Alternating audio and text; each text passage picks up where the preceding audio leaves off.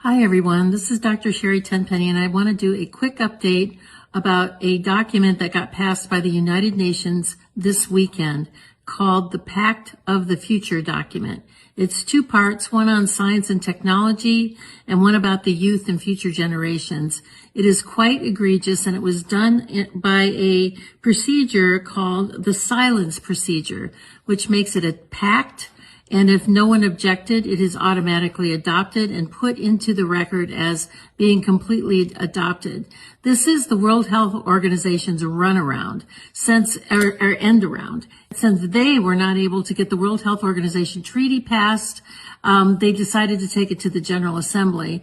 And it is even more egregious than what the World Health Organization was wanting to get passed.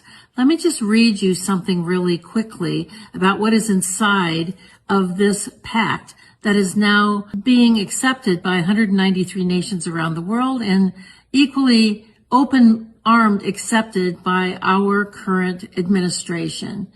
It says that this is the power structure, fully digital and maximized for the control of the masses. Everyone will be expected to have a biometric digital ID that marks them not just as citizens of an individual country, but as a global citizen. So anytime you hear global citizen or anytime you hear sustainability, think that this is an egregious thing that's happening at the level of the World Health Organization and the United Nations. Anyone that has a dissonant opinion will be labeled as misinformation, disinformation, or malinformation and memory hold. Perpetrators for unapproved information will be fact-checked and punished by the system, which will be operated and enforced by artificial intelligence.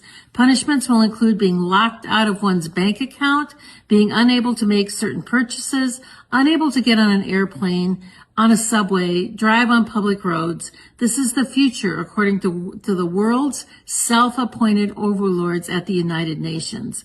These are unelected bureaucrats that are making decisions about our country, our sovereignty around the world.